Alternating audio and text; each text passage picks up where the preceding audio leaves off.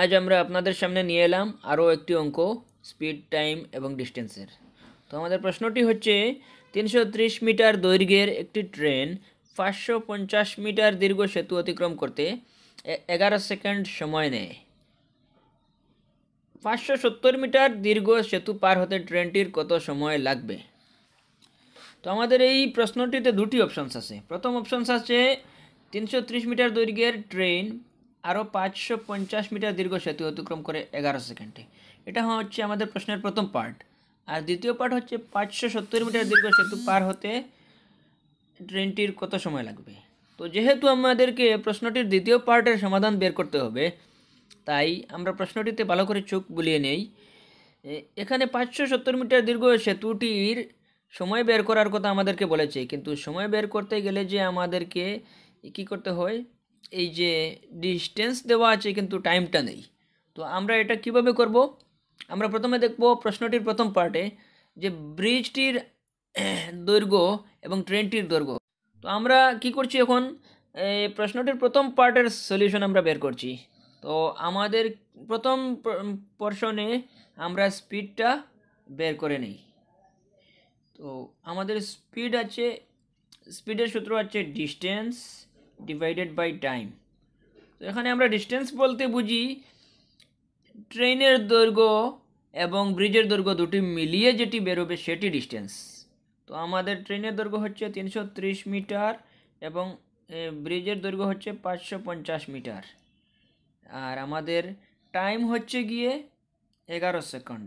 তো আমরা উপরের সংখ্যাগুলো যোগ করলে পাই 880 মিটার। 11 দিয়ে যদি এখন আমরা কাটাকাটি করি তাহলে 88কে কাটাকাটি করলে হবে 8 আর 0কে কাটলাম আমরা, হয়ে গেল 80।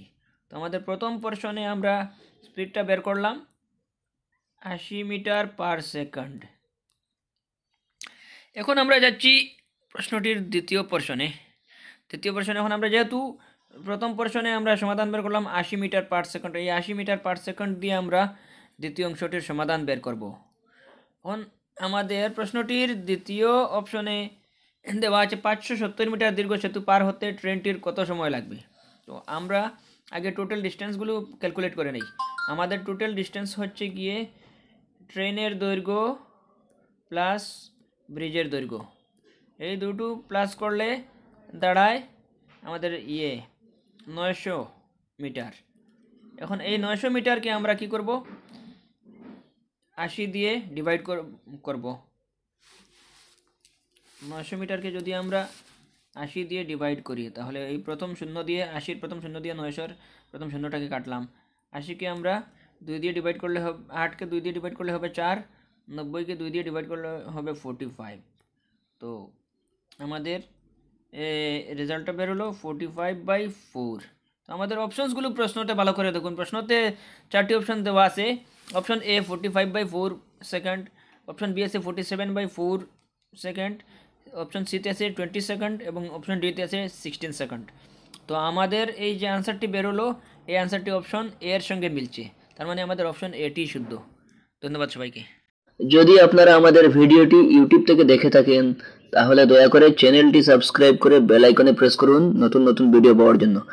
আর ফেসবুক থেকে দেখে থাকলে পেজটি ফলো করুন। আপনাদের কিছু বলার থাকলে কমেন্টের মাধ্যমে জানিয়ে দিবেন। তাছাড়া বেশি বেশি করে আমাদের ভিডিওগুলি শেয়ার করুন।